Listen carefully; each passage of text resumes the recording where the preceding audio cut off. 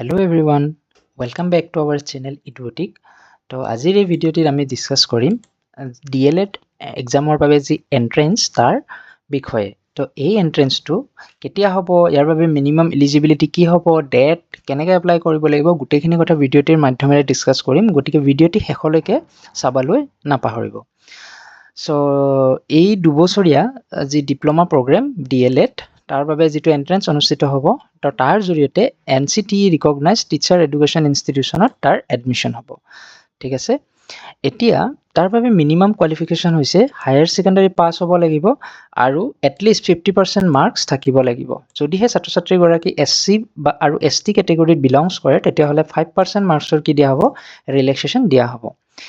As তেওঁলোকৰ as হ'ব লাগিব মিনিমাম 18 ইয়াৰ্ছ আৰু maximum 34 according to 1st July 2024. তো 1st July 2024 এজ ক্যালকুলেশন কৰিলে ছাত্ৰ ছাত্ৰীৰ মিনিমাম 18 আৰু মেক্সিমাম 34 হ'ব লাগিব। আনহাতে যেটো মেক্সিমাম ইয়াৰ তাত SC ST বাবে 2 বছৰৰ ৰিলেক্সেশ্যন দিয়া হৈছে।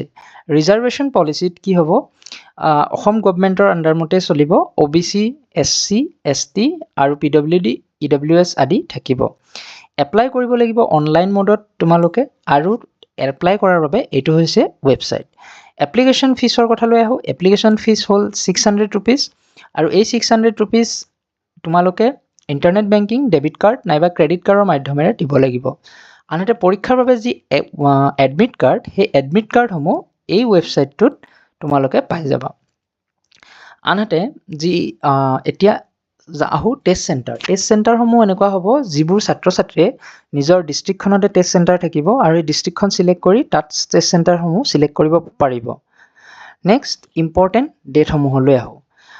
অপেনিং অফ অনলাইন ছাবমিশ্যন আৰম্ভ হ'ব 22 তাৰিখে, অৰ্থাৎ অহাকালিৰ পৰা। এই অনলাইন প্ৰক্ৰিয়া শেষ হ'ব 11 আগষ্টত। এডমিট কাৰ্ড ডাউনলোড আৰম্ভ হ'ব 1 ছেপ্টেম্বৰৰ পৰা। আনহাতে যি টেষ্ট হ'ব 8/9/2024 অৰ্থাৎ 8 ছেপ্টেম্বৰ তাৰিখে, আৰু ৰিজাল্ট দিব 23 ছেপ্টেম্বৰ তাৰিখে। যদিহে কিবা কাৰণত ইয়াৰ কোনো ইনফৰমেশ্যন ভুল বুলি প্ৰমাণিত হয় তেতিয়াহ'লে কেণ্ডিডেটছৰ কেনচেল কৰা হ'ব, আৰু বিতংভাৱে ইয়াৰ বিষয়ে জানিবলৈ হ'লে এইটো ৱেবছাইট ভিজিট কৰিব লাগিব। কিন্তু আজি ৱেবছাইটটোৰ মেইনটেনেঞ্চ চলি আছে, যিহেতু কালিৰ পৰা ফৰ্ম ফিল আপ আৰম্ভ হ'ব। যদিহে তোমালোকৰ কিবা কুৱেশ্যন থাকে আমাক কমেণ্ট বক্সত জনাবা, আমি সহায় কৰিবলৈ চেষ্টা কৰিম।